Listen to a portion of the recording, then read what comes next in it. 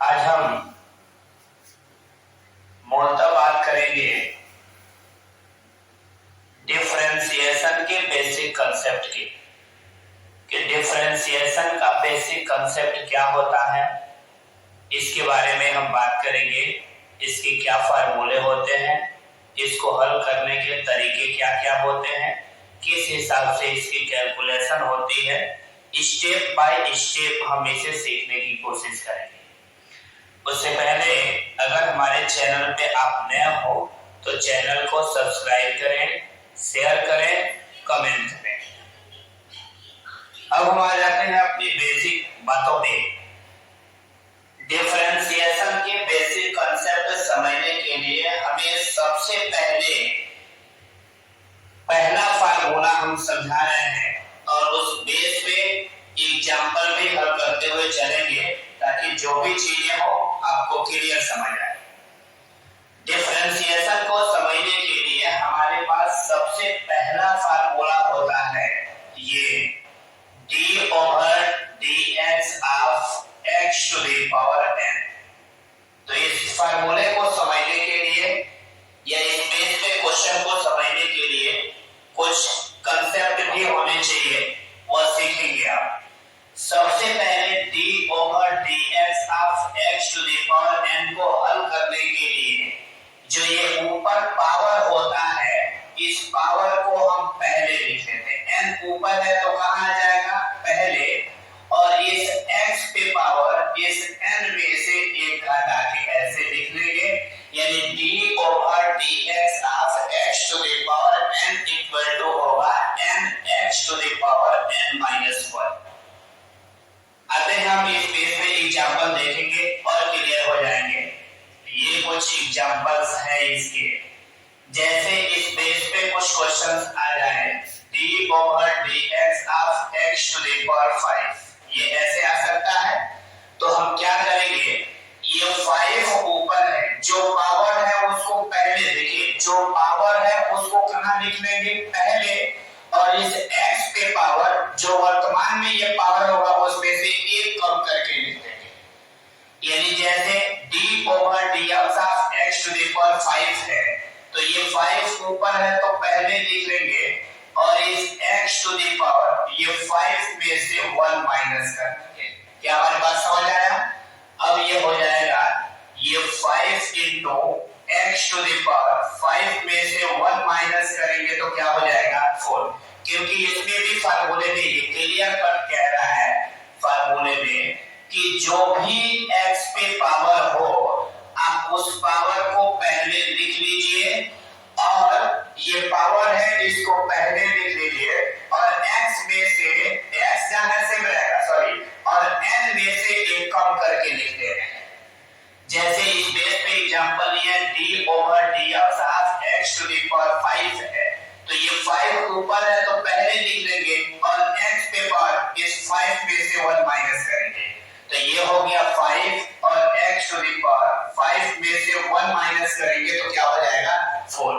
अब इसके बाद से और भी एग्जांपल है, आ जाए d over dx of x to the power 6 आ जाए, तो ये 6 ऊपर है तो पहले आ जाएगा और x पे पावर ये 6 में से एक माइनस हो जाएगा, तो ये हो जाएगा 6x पे पावर 6 में से 1 माइनस करेंगे क्या मिलेगा? 5। इसके बाद और भी एग्जांपल करा रहे हैं कि आपको ज्यादा समझ में आएंगे, क्योंकि इसका कांसेप्ट समझना सबसे ज्यादा जरूरी है। अब ये ऐसे भी आ जाए या d over dx of x to the power 10 भी आ सकता है, तो इसके लिए क्या करेंगे? 10 ऊपर है तो पहले लिख लेंगे, x जहां है यही रहेगा, लेकिन इसमें से एक कम करके लिख देंगे, 10 में से एक ऐसे माइनस कर लेंगे, तो ये हमारा हो जाएगा 10 और x के पावर 10 में से 1 माइनस करेंगे तो क्या मिल जाएगा? 9। इस तरह से ये भी होता है d over dx। इसके जगह से ये माइनस पावर भी हो सकते हैं, जैसे x to the power -5 आ गया, तो इसके लिए क्या करेंगे? सेम प्रोसेस, -5 ऊपर है तो ये पहले आ जाएगा और x पे पावर -5 में से 1 माइनस कर देंगे। ओके, तो ये हो जाएगा -5 into x to the power -5 और -1 मिलके माइनस में क्या हो जाएगा 6। बोलो ये क्लियर हो गया। इसके बाद से ऐसे भी हो सकता है और एग्जांपल ले रहे हैं d/dx of x to the power -10 आ जाए, ऐसे भी हो सकता है। तो हम क्या करेंगे, ये -10 ऊपर है तो ये पहले हो जाएगा और x टू द पावर ये -10 में से एक ऐसे माइनस हो जाएगा, तो ये हमारा हो जाएगा -10 इंटू एक्स पे पावर -10 और -1 मिलके माइनस में क्या हो जाएगा 11। ये हमारे मैथ के लिए बेसिक कांसेप्ट है। क्या ये चीजें क्लियर हो गई। इसके बाद से इससे रिलेटेड और बहुत सारे क्वेश्चंस हैं जो हमें बड़ी ध्यान से करने हैं, इसलिए आपको ज्यादा ही समझने की इसे कोशिश करेंगे तो ये आपके लिए बेहतर होगा। पहले ये को सिर्फ किस बेस पे था, d/dx of x to the power n था, तो उस बेस पे मैंने ये फार्मूला निकाला n x to the power n-1 के बेस पे। हमने इतने सारे एग्जांपल बताए कि ये इतने एग्जांपल बता देने से आपका ये फार्मूला क्लियर हो जाएगा। इसके बाद से हम चलेंगे ये अगले में। पहले ये एग्जांपल 3 था, ये एग्जांपल 4, ये एग्जांपल क्या है 5। अब हम थोड़ा सा इस पे दूसरा फार्मूला देखेंगे और दूसरे फार्मूले पे आधारित कुछ क्वेश्चंस भी देखेंगे, तो इस चीज को आप समझने की कोशिश करेंगे। अब देख लीजिए, मैं थोड़ा सा एक चीज पे भी विचार करूंगा। ये तो अभी पावर के रूप में नहीं, सॉरी ये पावर के रूप में था तो हमने आसानी से ये x to the power n का फार्मूला लगाया और रिजल्ट कर दिया। लेकिन अगर वही फ्रैक्शन के रूप में आ जाए तो ऐसे क्वेश्चनों को करने के लिए हम किस मेथड का इस्तेमाल करेंगे। जैसे ये इस बेस पे इस तरह के क्वेश्चंस भी आ जाते हैं, बहुत सारे क्वेश्चन। ये एग्जांपल नंबर ये 6 ले रहे हैं। जैसे ये आ जाए d/dx of 1/x to the power ये 10 आ जाए, तो इसको कैसे हल करेंगे। तो इस क्वेश्चन को हल करने से पहले हमें इससे रिलेटेड कुछ बेसिक कांसेप्ट हैं जो हमें सीखने हैं। अगर इससे रिलेटेड बेसिक कांसेप्ट को हम सीख जाएंगे तो जो भी इससे रिलेटेड क्वेश्चंस होंगे उनको आसानी से कैलकुलेट कर जाएंगे। तो ये इससे रिलेटेड चीजों को सीखने के लिए कुछ चीजें मैं यहाँ नोट में बता रहा हूँ जिसे समझना कुछ ज्यादा ही जरूरी है। जैसे ये हम नीचे की क्लासों में जब थे उस समय पढ़ रहे थे, जब पावर वाले कुछ फार्मूले आ रहे थे a to the power m into a to the power n equal to, तो फार्मूला आ रहा था a to the power m plus n या a पे power m divided by a पे पावर n इक्वल टू पढ़ रहे थे a पे पावर n माइनस 1। या हम ऐसे भी क्वेश्चंस पढ़ रहे थे कि अगर a पे पावर m हो और उस पे पावर n हो तो होता है a पे पावर m into n। ऐसे ही उसी से रिलेटेड कुछ ऐसे भी फार्मूले हैं। इसमें देखिए नोट में कुछ चीजें हम बता रहे हैं जिनको समझना जरूरी है। जैसे हमारे पास ये फार्मूला आ जाए, अगर a टू द पावर ये -m दिया है, अगर मान लीजिए घात माइनस में आ जाए, क्योंकि हम किसी भी बीजगणितीय चर की घात ऊपर माइनस रखना नहीं चाहते हैं, इसलिए हम चाहेंगे कि ये प्लस हो जाए। तो इसके लिए फार्मूला होता है कि अगर a पे पावर -m हो तो उसको प्लस में करने के लिए 1 का बट्टे कर देंगे तो a पे पावर ये +m हो जाएगा। या अगर a पे पावर ऐसे में दिया हो, अगर a पे पावर ये -m नीचे दिया हो और ऊपर लेके जाएंगे तो ये a पे पावर सिर्फ +m हो जाएगा। क्या हमारी बात समझ आ रहा है कि अगर a पे पावर -m दिया हो, यानी किसी चर राशि पे अगर घात माइनस में दिया हो तो अगर उसे 1 का बट्टे कर देंगे तो किसमें हो जाएगा प्लस में। अगर 1 का बट्टे किसी चर पे माइनस दिया हो तो ये जब ऊपर लेके जाएंगे तो किसमें हो जाएगा प्लस में। जैसे हमारे पास यहाँ पे कुछ -5x टू द पावर -6 है, अगर मुझे x पे पावर 6 को प्लस करना होगा तो हम इसको बट्टे के रूप में ला देंगे तो प्लस हो जाएगा।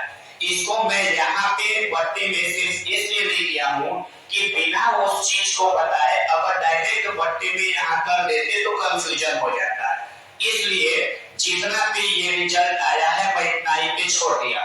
क्योंकि इसका यूज मुझे आगे है, अब मैं बता रहा हूं उस हिसाब से इसकी कैलकुलेशन होंगे। जैसे भी क्या बोला हूं कि अगर e पे पावर माइनस m हो तो उसे 1 का बर्थडे करेंगे तो e पे प्लस m हो जाएगा। अगर e पे पावर माइनस m हो तो ऊपर लेके जाएंगे तो e पे पावर प्लस m। तो ऐसे मेरे पास इस क्वेश्चन को हल करने के लिए अभी फार्मूला नहीं पता है, तो इस क्वेश्चन को हम हल करने के लिए हम x पे पावर n वाला ही फार्मूला यूज करेंगे। तो इसे x पे पावर n के रूप में ले जाने के लिए हमको फ्रैक्शन हटाना पड़ेगा, भिन्न हटाना पड़ेगा तब हल होगा। तो इसको हम कैसे करेंगे, तो हम इस फॉर्म को थोड़ी सी चेंज कर लेंगे, d/dx ऑफ x पे पावर कितना देंगे ये समझ लो। मैं क्या बताया हूं, अगर e पे पावर माइनस m हो तो उसे हम e पे 1/e पे पावर प्लस m लिख सकते हैं। तो अगर e 1/e पे प्लस m हो तो हम इसे ऐसे भी तो लिख सकते हैं। तो इसलिए 1/x पे पावर 10 है तो हम इसे x पे पावर माइनस 10 भी तो लिख सकते हैं, क्योंकि x पे 10 घात नीचे प्लस में है, ऊपर गया तो माइनस में। e 1/e पे m घात नीचे ये प्लस में है, जब e पे m को ऊपर ले गए तो किस में हो गया, माइनस में। तो सेम ऐसे ही 1/x पे पावर 10 नीचे प्लस में है, ऊपर भेज देंगे तो किस में हो गया, माइनस में। तो अब ये इस फॉर्म में दिखने लगा है। तो अब जब ऐसा दिखेगा तो हमारा मेथड काम करेगा। क्या मेथड है, -10 ऊपर है तो कहां आ जाएगा, पहले, और x पे पावर इस -10 में से 1 कम कर लेंगे। तो अब हमारे पास ये रिजल्ट आ जाएगा, ये -10 और x पे पावर -10 और -1 मिलके माइनस में क्या हो जाएगा, 11, ऐसा हो जाएगा। तो ये हमारा रिजल्ट हुआ। अगर हम चाहते हैं इतना पे भी छोड़ सकते हैं, आंसर हो जाएगा, लेकिन हम चाहते हैं किसी चर पे घात माइनस ना हो, तो ये हमारे मर्जी पे है, हम इसको प्लस में कर लेंगे। तो आप खुद बताएं, ये -10 हो जाएगा। अभी x पे पावर -10 था तो ये पहले केस फॉर्म में था, 1/x पे पावर 10 था तो हम उसे x पे -10 लिख लिए हैं। तो अगर x पे -10 कहीं होगा तो उसे 1/x पे 10 लिख लेंगे। x पे -10 है तो उसे 1/x पे पावर 10 लिख लेंगे। x पे -12 हो तो 1/x पे पावर +12 लिख लेंगे। x पे -15 हो तो 1/x पे 15 लिख लेंगे। तो अगर x पे -11 हो तो इसे 1/x पे पावर +11 लिख सकते हैं। क्लियर हो गया। तो अब हमारे पास रिजल्ट ये भी हो सकता है, -10 है करने, -10 अब x पे पावर कितना हो जाएगा, 11। तो ये भी रिजल्ट हो सकता है और ये और सटीक रिजल्ट है ये वाला, और आसानी से आएगा। ऐसा भी एक और एग्जांपल ले रहे हैं, ये एग्जांपल नंबर 7। अगर इस तरह आ जाए d/dx ऑफ 1/, अगर x पे पावर 5 आ जाए, सेम वही प्रोसेस, x पे 5 नीचे प्लस में और ऊपर भेज देंगे तो माइनस में। 1/a पे m नीचे प्लस में है, a पे m ऊपर भेज दिए तो किस में हो गया, माइनस में। ऐसे ही 1/x पे 5 नीचे ये 5 प्लस में है, अगर हम इसे ऊपर भेज देंगे तो x पे 5 किस में हो जाएगा, माइनस में। ऐसे हो जाएगा। अब क्या है, ये माइनस ये इस फॉर्म में अब हो गया। अब इसको हल करने का तरीका क्या है, कौन सा फार्मूला लगेगा, तो d/dx ऑफ x पे पावर n का लगेगा। तो d/dx ऑफ x पे n का फार्मूला क्या है, ये जो पावर होता है, ये पावर जो ऊपर है, ये पावर पहले आ जाता है और x पे पावर इस ऊपर वाले में से एक कम करके लिख देते हैं। तो सेम ये -5 ऊपर है तो पहले आ जाएगा और x पे पावर इस -5 में से एक कम कर देंगे। तो हमारा क्या रिजल्ट हो जाएगा, -5 और x पे पावर -5 और -1 मिलके माइनस क्या होगा, 6। इसको कैसे लिख सकते हैं, तो इसको लिख सकते हैं -5 into x पे पावर -6 को हम 1/x पे पावर +6 लिख सकते हैं।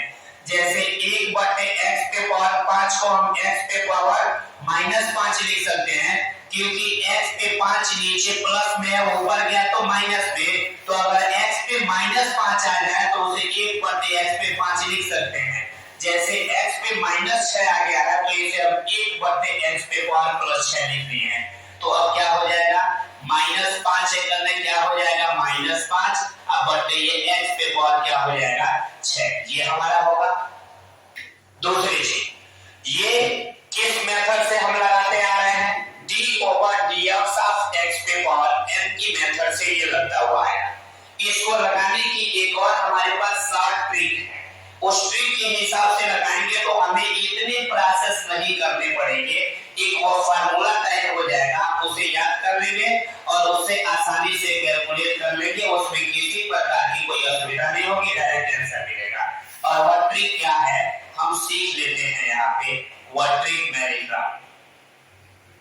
वह ट्रिक ये है कि अगर d/dx ऑफ 1/x पे पावर n हो, सॉरी x पे पावर n, तो इसको हल करने का डायरेक्ट हमारे पास ट्रिक क्या है, हम क्या करते हैं ऊपर -n लिख लेते हैं और जो n घात है किसमें लिख देते हैं माइनस में, और नीचे x पे पावर n + 1 कर देते हैं।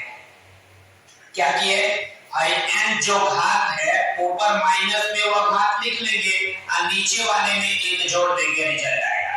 जैसे यही वाला क्वेश्चन देख लेते हैं, d/dx of 1/x to the power +5 है, 5 है तो ये 5 जो घात है ऊपर ये माइनस में हो जाएगा और नीचे x पे पावर 5 में 1 जोड़ देंगे, तो अब हो जाएगा ये -5 बटे x पे पावर 5 और 1 मिलके 6। देखिए रिजल्ट दोनों सेम आया, आया कि नहीं आया भाई, एकदम सेम आया। तो ये बिल्कुल शॉर्ट ट्रिक है, यहाँ इस बेस पे और बहुत सारे क्वेश्चंस हम कर सकते हैं। अब मैं इसको मिटा दूं, अगर स्क्रीनशॉट ले ली हो तो आप स्क्रीनशॉट ले लें, मैं मिटा के इसके आगे कैलकुलेशन कर रहा हूं, इसको ध्यान से देखिए आप। अब इसमें देख रहे इस फार्मूले को घेरते चलना है कि अभी तक हमने सिर्फ 2 फार्मूले निकाले और 2 फार्मूले पे इतने सारे एग्जांपल हुए। मैंने क्या ये ट्रिक के लिए फार्मूला निकाला, अगर d/dx ऑफ 1/x पे पावर n दिया हो तो इसे आसानी से हल करने के लिए, देखिए 1/x पे पावर ये n जैसा हल करने के लिए हमें इतने सारे प्रोसेस करने पड़ रहे हैं, और उससे आसान सा मैं ट्रिक बनाया हूं कि अगर d/dx ऑफ 1/x पे पावर n है तो जो ये घात n है ये लिख दीजिए, इसके आगे क्या लगा लीजिए माइनस, इनका काम खत्म। उसके बाद x पे पावर n जो बचा है ये सेम रहेगा, बस सिर्फ n में नीचे क्या जोड़ देना है 1, यानी जितना घात होगा उसे 1 अधिक करके लिख देना है। दोबारा से जो x पे घात है उस घात को लिख के आगे क्या लगा देंगे माइनस, और जब बट्टे में लिखना होगा तो इसके घात को 1 ज्यादा करके लिख देंगे, रिजल्ट आ जाएगा। इस बेस पे थोड़े से और क्वेश्चन करने ज्यादा बेहतर होंगे। ये वाला इसको भी मैं मिटा रहा हूं, ये समझने में थोड़ी सी ज्यादा सुविधा होगी। जैसे d/dx of 1/x to the power 10 आ जाए तो मैं क्या बोला हूं, जो ये पावर रहेगा इसको लिख लेंगे, लेकिन आगे क्या लगा लेंगे माइनस। अब नीचे लिखना है तो भाई x जैसे वैसे लिख लेंगे, ये इसमें 1 अंक अधिक करके लिख देंगे, जैसे 10 है तो 10 + 1 लिख लेंगे, तो ये हो जाएगा -10 अपान ये x टू द पावर 10 और 1 मिलके क्या हो जाएगा 11, ये आंसर हो गया। जैसे d/dx ऑफ ये आ जाए 1/x टू द पावर क्या मिल गया ये +12, ऐसे मिल गया। तो इसको हल करने का तरीका हमारे पास क्या है, जैसे ये बट्टे लगा लेंगे, ऊपर ये 12 लिख लेंगे और नीचे x पे पावर 12 लिख लेंगे, लेकिन ऊपर वाला किस में रहेगा माइनस में, और बस नीचे वाले में आपको क्या कर देना है 1 अधिक, तो ये हो जाएगा -12 अपान x टू द पावर 12 और 1 मिलके क्या हो जाएगा 13। अब इतनी प्रोसेस करने से बेहतर है कि ये वाला प्रोसेस कर ले जो इस फार्मूले में बेस्ट है, तो इससे आपको समझने में भी सुविधा होगी, टाइम की भी बचत होगी और आसानी भी होगी, और पूरी दुनिया चाहती है कि हमको आसानी मिले, तो इस वजह से आप इस फार्मूले को ध्यान रखेंगे और इसी फार्मूले के हिसाब से इन क्वेश्चनों का कैलकुलेशन करेंगे, ये ज्यादा बेहतर होगा। अब नेक्स्ट फार्मूले पे आते हैं। अगर अब ये मेरा क्वेश्चन है कि अभी तक तो ये सिर्फ आसानी से ये फ्रैक्शन में दिया था, अभी हो सकता है कि जो इनके पावर हो ये ऑलरेडी फ्रैक्शन में आए, ये ऑलरेडी बढ़ते के रूप में आए, तो उसको हल करने के क्या तरीके हैं। तो उस चीज को हल करने के लिए हम आपको थोड़ी सी और बेसिक कांसेप्ट की बात करेंगे और आप उसे समझने की कोशिश करेंगे। फिलहाल इन सभी चीजों का अगर आप स्क्रीनशॉट नहीं लिए हो तो ले ले, अन्यथा लिख ले, ये ज्यादा बेहतर होगे। मैं इसे दिखा रहा हूं। अब देखिए कुछ और भी बेसिक कांसेप्ट हैं जिसे हमें समझ लेना कुछ ज्यादा जरूरी है। अब ये बेसिक कांसेप्ट क्या है, इससे पहले की क्लासों में हम लोग पढ़े हुए हैं या ऑलरेडी हमारी पढ़ी हुई चीजें हैं कि अगर कोई राशि अंडर रूट में आए तो जब हम उसे बाहर निकालते हैं तो उस पे पावर हाफ लगा देते हैं। जैसे अंडर रूट x आए तो उसे बाहर करेंगे तो x पे पावर हाफ लिख लेंगे। अंडर रूट t आ जाए बाहर करेंगे तो t पे हाफ लिख लेंगे। अंडर रूट p आ जाए जब उसे बाहर करेंगे रूट से तो t पे हाफ लिख लेंगे। ऐसे अंडर रूट में बहुत सारी चीजें आती हैं, बहुत सारी राशियां आती हैं, लेकिन जब हम उसे करनी से बाहर करते हैं तो उस पे हम हाफ पावर लगा देते हैं। इसलिए हमें थोड़ी सी इस चीज को लेके समझना जरूरी है। या अगर किसी राशि पे हाफ पावर आए तो हम उसे अंडर रूट में लिख सकते हैं। तो इसलिए इस चीज को मैं समझाने की कोशिश कर रहा हूँ, आप समझने की कोशिश करेंगे। फिलहाल उस चीज को मैं रिराइट कर रहा हूँ। जैसे अगर आ जाए अंडर रूट में x तो हम इसको ऐसे लिख सकते हैं, x पे हाफ लिख सकते हैं।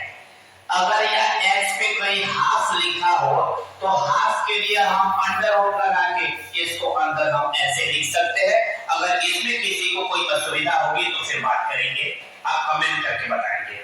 अब इस पेज पे मैं क्वेश्चन एक और भी कैलकुलेट कर रहा हूं जो x to the power n से ही रिलेटेड है। अभी कोई नया फार्मूला मैं नहीं निकाला हूं, सिर्फ एक फार्मूले पे ये सारे क्लासेस चल रहे हैं कि आपको बेसिक कांसेप्ट क्लियरली समझ आ जाए।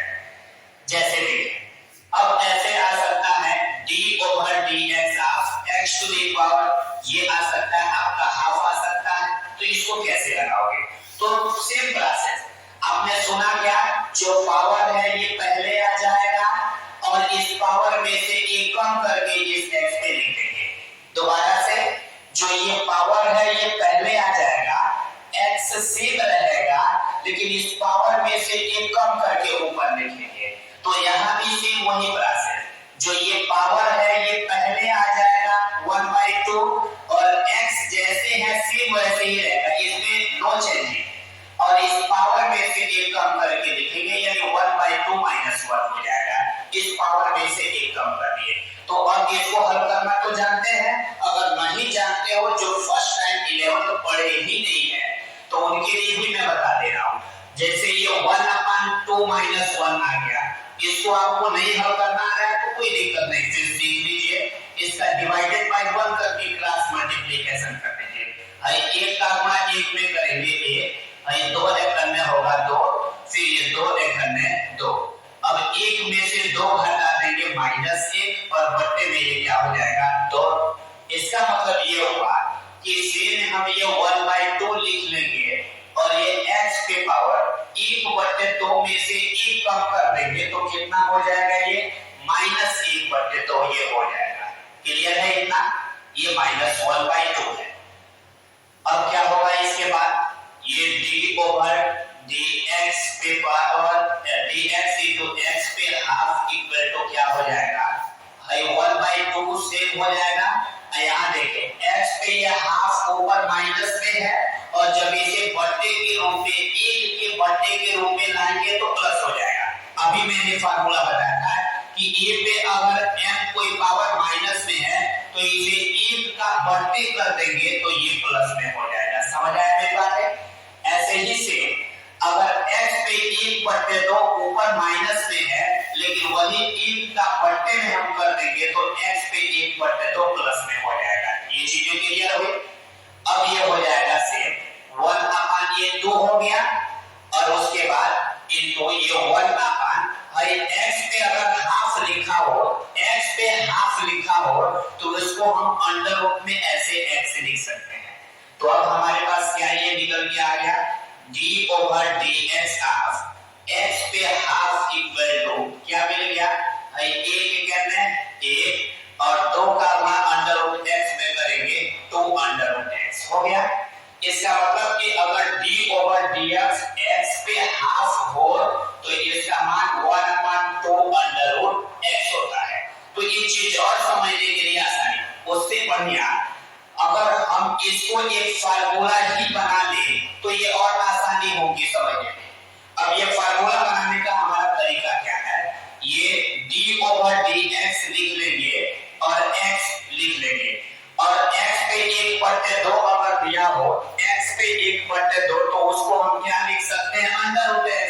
तो x पे 1/2 को हम लिख ले रहे हैं under root x equal to क्या फार्मूला बन गया 1/2 अंडर रूट में x। तो ये इतनी चीजें समझने से अच्छा होता है कि इसको फार्मूला बना के याद कर लिया जाए। अब फार्मूला याद करने का ट्रिक क्या होगा, जैसे d over dx of under root x आए तो इसका फार्मूले का ट्रिक क्या है कि भाई अंडर रूट का मान क्या होता है 1/2। याद करने का तरीका d over dx of under root x हो तो भाई अंडर रूट का मान कितना हो जाएगा 1/2 रूट x जैसे है वैसे लिख देंगे ताकि फार्मूला भूले नहीं याद रहे। अगर आपसे कोई कहे d over dx of under root x का मान क्या होगा, फार्मूला क्या होगा, तो हम कहेंगे भाई अंडर रूट का मान 1/2 जैसे है वैसे होता है, यानी 1/2 अंडर रूट x। ये चीजें समझ आया होगा। मैं दोबारा से इसको समझा रहा हूं कि और क्लियरली समझ आ जाए। ये देखिए मैं बोल रहा हूं कि अगर d over dx of x पे हाफ आए, इसको हल करने का तरीका क्या है, ये हाफ ऊपर है तो पहले आ जाएगा और x ज्यों का त्यों रहेगा और पावर में से एक कम करके लिख देंगे। अब हाफ जैसे है मैंने वैसे लिखा और x पे पावर 1/2 में से 1 माइनस किया तो यहाँ बताए हैं 1/2 में से 1 माइनस करेंगे तो -1/2 आएगा, तो मैंने इसके ऊपर -1/2 लिखा। अब जैसे है वैसे उतारे 1/2 हमने लिखा और 1/2 लिखने के बाद x पे 1/2 माइनस में था, जब हम इसको बढ़ते के 1 का बढ़ते मिला दिए तो किस में हो गया प्लस में, क्योंकि अगर किसी राशि में घात माइनस में हो तो 1 का बढ़ते कर देंगे तो किस में हो जाएगा प्लस में, तो वही हो गया प्लस में। इसके बाद ये जैसे है वैसे लिख लिए, ये 1 है तो 1 लिख लिए, x पे हाफ को क्या लिख सकते हैं अंडर रूट x। तो अब देखिए ये सेम उतार लेंगे भाई 1 है करना है 1 और 2 का गुणा अंडर रूट x में करेंगे 2 अंडर रूट x। अब फार्मूले के तौर पे याद करने के लिए हम क्या करेंगे, d ओवर dx लिख देंगे और x पे अगर हाफ हो तो हम बताए हैं x पे हाफ के बदले हम क्या लिख सकते हैं अंडर रूट x, ये उतार देंगे। अब इसको याद करने का हमारे पास ट्रिक क्या है, तो इसको याद करने का हमारे पास ट्रिक यही है कि अगर d over dx of under root x दे दे तो ये अंडर रूट का मान क्या होता है 1/2, जैसे ये है सिर्फ उतार लेंगे, हमारा ये फार्मूला याद हो जाएगा। क्या इतनी चीजें क्लियर हुई? अगर कोई भी दिक्कतें होंगी तो आप हमसे कमेंट में बातें कर सकते हैं, सारी असुविधाएं दूर हो जाएंगी। फिर हम नेक्स्ट फार्मूले की बात कर रहे हैं, फिलहाल इतने का आप इसके साथ ले सकते हैं। ये अगला फार्मूला स्टार्ट कर रहे हैं, थोड़ा सा इस पे भी आप गौर करेंगे। आगे हम चल रहे हैं चौथे फार्मूले पे। हमारा चौथा फार्मूला है जिसको समझना कुछ ज्यादा जरूरी है। ये देखें, ये बड़ा जरूरी है, मैक्सिमम क्वेश्चनों में ये यूज होते हैं। क्या है ये फार्मूला, थोड़ा सा समझेंगे। अगर आ जाए d ओवर dx ऑफ, अगर यहाँ पे x आए दैट मींस जो राशि यहाँ पे हो सेम वही यहाँ पे आए। अब ये नहीं यहाँ x है तो यहाँ x है, लेकिन इस पे कुछ पावर दिया हो तब की बात नहीं कर रहे हैं, ये दोनों सेम आए तब की बात कर रहे हैं। d over dx of x, यानी ये x तो ये भी x, जब ये दोनों ये सेम है तो इसकी वैल्यू क्या हो जाएंगे 1। कितना हो जाएंगे भाई 1। जैसे आ जाए d ओवर dt ऑफ, यहाँ पे आए t, कोई पूछे इसका मान क्या होगा तो क्या बोलोगे 1। आए d ओवर dy ऑफ, यहाँ आ जाए y, इसका मान क्या होगा तो 1। या d over d theta of, यहाँ आ जाए थीटा, ये दोनों से इसका मान क्या हो गया 1। या dl divided sorry d over dl of यहाँ पे in दोनों ये सेम, इसका मान क्या हो जाएगा 1। इस चीज को समझना कुछ ज्यादा जरूरी है क्योंकि मैक्सिमम क्वेश्चनों में ये चीजें आती है और हम समझ नहीं पाते हैं, बार-बार डेरिवेशन के चक्कर में पड़ जाते हैं। तो अगर ये चीजें समझ आ गई तो डायरेक्ट हम वैल्यू को पुट कर देंगे, हमारे रिजल्ट आ जाएंगे। तो ये हमारा चौथा फार्मूला हुआ, हम इसको भी घेरते हुए चल रहे हैं ताकि जो भी फार्मूले हमें मेन लग रहा है कि ये ज्यादा वर्क करेंगे उनको मैं घेर दे रहा हूं, आप समझने की कोशिश करेंगे। इसके बाद ये पांचवें फार्मूले हमारे आते हैं हमारे कंसेप्ट के लिए कि अगर d ओवर dx ऑफ यहाँ कोई कांस्टेंट राशि आए, कांस्टेंट राशि का मतलब जिनका मान नहीं बदलता हो, दैट मींस अचर राशि आ जाए। अचर राशियां क्या होगी, जैसे 1 2 3 4 जितने भी गिनती के अक्षर है ये सब अचर राशियां हैं, पाई भी है, सी भी है, के भी है, ये सब अचर राशियां हैं।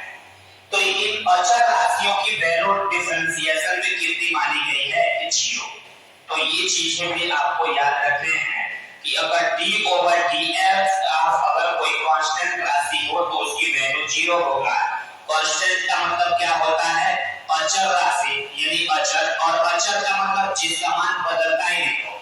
जैसे 1 है, 1 का मान हमेशा 1 रहेगा, 10 है, 10 का मान 10 रहेगा, 10 का स्क्वायर है, इसका मान 10 रहेगा, ये कभी नहीं बदलेगा। दैट ये कांस्टेंट राशियां हैं, अचर है, इनका मान नहीं बदलता है, इसलिए इनका डिफरेंशिएशन कितना माना गया है इसमें 0। जैसे ये एग्जांपल के तौर पे कुछ क्वेश्चन भी कर ले रहे हैं इनका, ये आ जाए example d over dx of, जैसे आ जाए ये k तो हम इसका मान क्या लिख लेंगे 0। इस तरह आ जाए d ओवर dx ऑफ, यहाँ c आए, इसका मान क्या होगा 0। यहाँ d ओवर dx ऑफ यहाँ 5 आए तो इसका मान क्या होगा 0। या d ओवर dx यहाँ 10 पे घात आ जाए तो इसका मान क्या हो जाएगा 0। यानी जो अचर राशियां होती हैं उनका डिफरेंशिएशन कितना होता है 0। ये इस तरह से हमारे फार्मूले यहां तक कंप्लीट हुए। इसके बाद से हम लोग पढ़ते हैं ट्रिग्नोमेट्रिक रेशियो, दैट मींस त्रिकोणमितीय अनुपात। तो हमने अभी तक नीचे की क्लासों में त्रिकोणमितीय अनुपातों के बारे में अध्ययन किया है। तो हमारे पास त्रिकोणमितीय अनुपात होती है sin theta, cos theta, tan theta, cot theta, sec theta और cosec थीटा। तो बहुत सारा इसमें प्रॉब्लम क्रिएट होता है। sin theta, cos theta, tan theta, cot theta, sec theta, cosec theta के डिफरेंशिएशन में बड़ी प्रॉब्लम क्रिएट होते हैं। कुछ को याद करते हैं तो कुछ कंफ्यूज हो जाते हैं। तो मैं इन अनुपातों को डिफरेंशिएशन में क्या इनके फार्मूला लिख देंगे, मैं बाय ट्रिक बताऊंगा और इस ट्रिक को आप याद रखेंगे तो आपको रटने की जीवन में कभी जरूरत नहीं पड़ेगी। तो इसलिए आप इस चीज को केयरफुली समझेंगे कि त्रिकोणमितीय अनुपात जितने भी होते हैं इनका डिफरेंशिएशन का क्या फार्मूला है, बाय ट्रिक हमसे आप सीख लेंगे आज। फिलहाल इस चीज का स्क्रीनशॉट करें, मैं आगे की बातें कर रहा हूं। चले अब मैं मिटा रहा हूं, फिर आगे हम देखेंगे जो त्रिकोणमितीय अनुपात होते हैं। तो ये त्रिकोणमितीय अनुपात आपसे पूछ भी सकते हैं कि ये त्रिकोणमितीय अनुपात कितने होते हैं, तो आप बता देंगे। नीचे की क्लासों में स्टडी किए हैं आप कि हमारे पास ये त्रिकोणमितीय अनुपात होते हैं sin theta, cos theta, tan theta, cot theta, sec theta, cosec theta. जैसे मैं सिस्टमैटिक लिख रहा हूं वैसे आप भी सिस्टमैटिक लिखेंगे तो आपको समझ आएगा। जैसे अब इन त्रिकोणमितीय अनुपातों का डिफरेंशिएशन कैसे आप सीखेंगे, ये मैं लिख दे रहा हूं त्रिकोणमितीय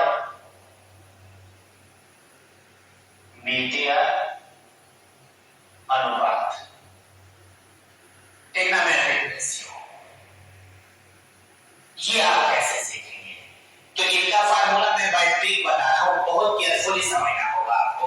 जैसे पहला ऐसे आता है d ओवर dx आपका आ जाए sin x। दूसरा d ओवर dx आपका आ जाए cos x। तीसरा d ओवर dx आपका क्या मिल जाए tan x। और चौथा d ओवर dx क्या आ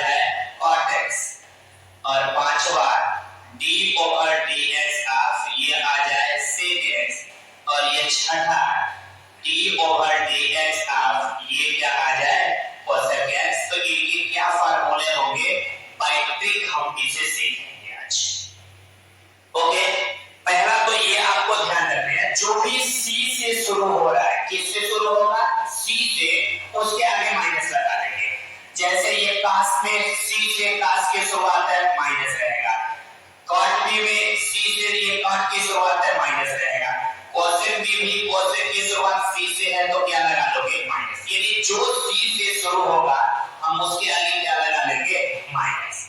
अब इसके बाद हमें क्या चीज समझना जरूरी है, दो चीज, ये ट्रिक है, इसको याद करने का ये आपको ट्रिक मैं बता रहा हूं। वो ट्रिक क्या है, जैसे देखो ये याद रखना sec x into sec x into tan x, उसके बाद याद रखना cosec x into cosec x into cot x, याद रखना बस दो ही चीजें।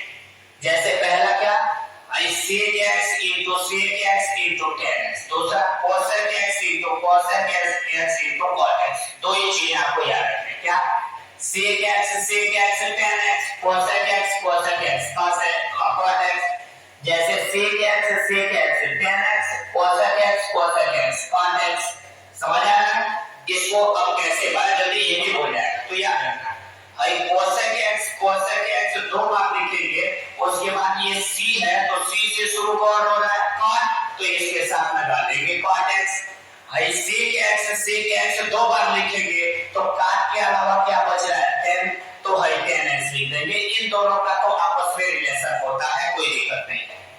तो ये चीजें समझने की आप कोशिश करेंगे। जैसे देखेंगे इन दोनों का फार्मूला आपको याद रहेगा, जैसे देख लें sin x का डिफरेंशिएशन हम पूछेंगे तो आप cos x बता देंगे, और मैं cos x का डिफरेंशिएशन पूछूंगा तो sin x बता देंगे। इसका ये होता है तो इसका ये हो जाता है, sin x का डिफरेंशिएशन तो cos x, तो cos x का डिफरेंशिएशन sin x, लेकिन ये चारों का बराबर क्लियर करता है, तो ये चारों बिल्कुल आसानी से याद हो जाएंगे। अब याद करने का तरीका क्या है, जैसे d/dx ऑफ tan x पूछे तो इसमें tan x वाला यही ना है, तो tan x का पूछा है तो tan x छोड़ दीजिए, भाई दोनों बचा है ना तो गुणा कर दीजिए, sec x का गुणा sec x में होगा तो क्या हो जाएगा sec स्क्वायर x, क्लियर हो गया। जैसे अब ये cot x का पूछ रहा है तो इसमें cot x छोड़ दीजिए, भाई cosec x into cosec x है तो cosec x का मल्टीप्लाई cosec x में होगा तो cosec स्क्वायर x, क्लियर हो गया। अब यहाँ sec x का पूछ रहा है तो इसमें sec x छोड़ दीजिए तो क्या बच रहा है sec x into tan x अभी बच रहा है, तो इसका लिख देंगे हम sec x into क्या लिख लेंगे tan x। ऐसे ये cosec x का पूछ रहा है तो इसमें cosec x छोड़ देंगे तो अभी क्या बच रहा है एक तो cosec x into cos x, तो ये cosec x into क्या लिख लेंगे cot x। ये हमारे त्रिकोणमितीय अनुपात के फार्मूले होते हैं, ये बाइक मुझे ऐसा नहीं लग रहा है कि दोबारा ये आपको भूलेगा। तो जब इसे आप बाइक पढ़ते चलेंगे तो जितने भी ये फार्मूले होंगे आपके पूरी कांसेप्ट को क्लियर करते जाएंगे और इसमें कोई भी असुविधाएं आपको नहीं आएंगी। अब इसमें इसका प्रॉब्लम थोड़ा सा ये हो जाता है कि इसमें जो भी त्रिकोणमितीय अनुपात आते हैं उनके डिफरेंशिएशन में थोड़ी सी प्रॉब्लम क्लियर होती है, तो इनकी डिफरेंशिएशन की प्रॉब्लम भी दूर करने की हम कोशिश करेंगे। फिलहाल हम चल रहे हैं इनके बेस पे एक एक दो एग्जांपल करते हुए चलेंगे ताकि आपको अच्छी तरह समझ आ जाए। जैसे अब हम शुरू करते हैं ये एग्जांपल sin x क्या है, ये एग्जांपल नंबर 1, जैसे ये आ गया d/dx ऑफ sin x आया, तो आप देख लीजिए सिंपल सा तरीका, sin का डिफरेंशिएशन क्या होता है cos, तो हम sin का डिफरेंशिएशन लिख लेंगे cos।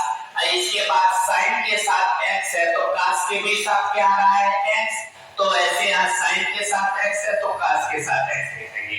बट अगर इस पेज पे क्वेश्चंस आ जाए तो प्रॉब्लम होगा। जैसे देख लें अगर इस पेज पे ऐसे क्वेश्चन आ जाए d/dx of sin x square आ जाए तो इसका डिफरेंशिएशन आप कैसे करेंगे, ये थोड़ा सा प्रॉब्लम क्रिएट करेगा। अभी तक आप यही समझ रहे होंगे कि sin x का डिफरेंशिएशन cos x है तो sin x स्क्वायर का डिफरेंशिएशन cos x स्क्वायर होगा, बट ये गलत है। तो इसका डिफरेंशिएशन आप दोबारा कैसे करेंगे, तो इसका डिफरेंशिएशन समझने के लिए हम थोड़ी सी चर्चा करेंगे इसमें, देखिए कैसे। हाँ क्लियर है, sin x का डिफरेंशिएशन cos x होता है तो sin x स्क्वायर का डिफरेंशिएशन cos x स्क्वायर होगा, ये फिक्स है होगा। लेकिन दिक्कतें ये है कि हमारे क्वेश्चन में क्या था, हमारे फार्मूले में क्या था, यहाँ साइन एक्स था। दोबारा सुने, D over D x of sine x था, तो इसका डिफरेंशिएशन क्या हो गया, कॉस एक्स। और उसके साथ एक और चीज था कि x यहाँ पे था तो x यहाँ पे भी था, हर दोनों चीजें सेम थी, इसलिए यहाँ डिफरेंशिएशन दोबारा नहीं हुआ। लेकिन अगर कोई क्वेश्चन दे, अगर जो चीज यहाँ पे d के साथ दिया हो, अगर उसके अलावा अगर उसमें अलग कोई राशि आ गया तो दोबारा से उसका डिफरेंशिएशन होगा। जैसे d over dx of sin x square का डिफरेंशिएशन cos x स्क्वायर हो गया। ये चीजें क्लियर है। लेकिन यहाँ पे देखिए, यहाँ x था तो फार्मूले में x रह रहा था तो cos x हो रहा था, लेकिन यहाँ x है तो क्वेश्चन में x स्क्वायर आ गया है, तो इसका मतलब कि इससे ये राशि अलग आ गया है, तो इसका डिफरेंशिएशन दोबारा से होगा। ये हो जाएगा d ओवर dx ऑफ, ये क्या हो जाएगा आपका x स्क्वायर। तो अब ये क्या हो जाएगा, cos x स्क्वायर होगा, और इसका डिफरेंशिएशन क्या होगा, तो अभी आप पढ़े हो स्टार्टिंग में पहला फार्मूला पढ़े थे, d over dx of x पे पावर n जैसा। और क्या फार्मूला था, ये ऊपर जो पावर था, ये दो घात जो था, हम यही पढ़े थे, d over dx of x पे पावर n फार्मूला था। तो जो ये पावर था ये पहले आ गया था, और x पे पावर में n में से एक घटा के लिखे थे। ऐसे ही जो ये पावर है दो, ये पहले आ जाएगा, और x पे पावर 2 में से एक घटा के लिखेंगे तो 1 होगा। तो है 2x पे पावर 1 तो 2x ही होगा, तो ये क्या हो गया, cos x स्क्वायर। ये हमारा रिजल्ट हो गया। ओके, अब इस पेज पे एक और एग्जांपल ले रहे हैं, d ओवर dx ऑफ अगर आ जाए sin ऑफ x स्क्वायर या x क्यूब प्लस 7 आए तो इसका डिफरेंशिएशन क्या करेंगे, ऐसे भी आ सकता है। तो सेम फार्मूला आप देखें, यहाँ sin का डिफरेंशिएशन क्या होता है, cos, और sin के साथ जो होता है वही cos के साथ लिख लेते हैं। तो वैसे ही sin का डिफरेंशिएशन क्या है, cos, और sin के साथ ये जो राशियां हैं हम यही यहाँ लिख लेंगे, यानी x क्यूब अब प्लस क्या हो जाएगा 7, ये चीजें लिख लेंगे। लेकिन क्या देख रहे हैं हम कि यहाँ x है, तो यहाँ देखिए sin के बाद वाला जो टर्म है उसी का इससे कंपेयर करना है। तो यहाँ sin के बाद हमेशा क्या फार्मूले में आता है x, और यहाँ sin के बाद ये x क्यूब प्लस 7 आ गया है, यानी आना क्या चाहिए x, तभी है दोनों सेम होंगे तो दोबारा डिफरेंशिएशन नहीं होता। लेकिन हम क्या देख रहे हैं, d over dx of sin x cube plus 7 है, तो देख रहे हैं कि यहाँ पे x आया है, लेकिन sin के साथ यहाँ पे x नहीं आया है, कोई अलग राशि आया है। तो जब अलग राशि आएगा तो उसका डिफरेंशिएशन दोबारा से करना पड़ेगा। तो अब इसका डिफरेंशिएशन दोबारा होगा, यानी d ओवर dx ऑफ ये होगा x क्यूब प्लस 7। ओके, अब देखिए क्या हो जाएगा, ये हो जाएगा हमारा cos x क्यूब प्लस 7। यहाँ देखिए, अभी मैं थोड़ा सा श्रृंखला योग वाला रूल आपको नहीं बताया हूँ, बट एक एग्जांपल ले लिया हूँ तो समझा दे रहा हूँ, अभी रूल बताएंगे तो और क्लियर हो जाएगी। अब देखिए, ये x क्यूब प्लस 7 का डिफरेंशिएशन करना है, यानी x क्यूब का भी डिफरेंशिएशन करना है और 7 का भी करना है। तो आप ये ब्रैकेट हटाएं, डिफरेंशिएशन करें, तो ये कुछ ऐसे होगा, ये हो जाएगा d ओवर dx ऑफ, पहले हो जाएगा x क्यूब, अब फिर क्या होगा d ओवर dx ऑफ, क्या हो जाएगा ये 7, ऐसे हो जाएगा। तो अब आप देखिए, ये हो गया cos x क्यूब प्लस 7 हो जाएगा, और यहाँ पे x क्यूब का डिफरेंशिएशन देखें इसी के जैसा है ना, तो ये 3 ऊपर है तो पहले आ जाएगा, और x पे पावर 3 में से 1 हटा देंगे 2, ये 7 अचर राशि है, और अभी मैं फार्मूला लिखवाया हूँ d ओवर dx, और कोई यहाँ अचर राशि हो तो उसका डिफरेंशिएशन क्या होगा 0, तो इसका मतलब 7 अचर राशि है, इसका डिफरेंशिएशन क्या हो जाएगा 0।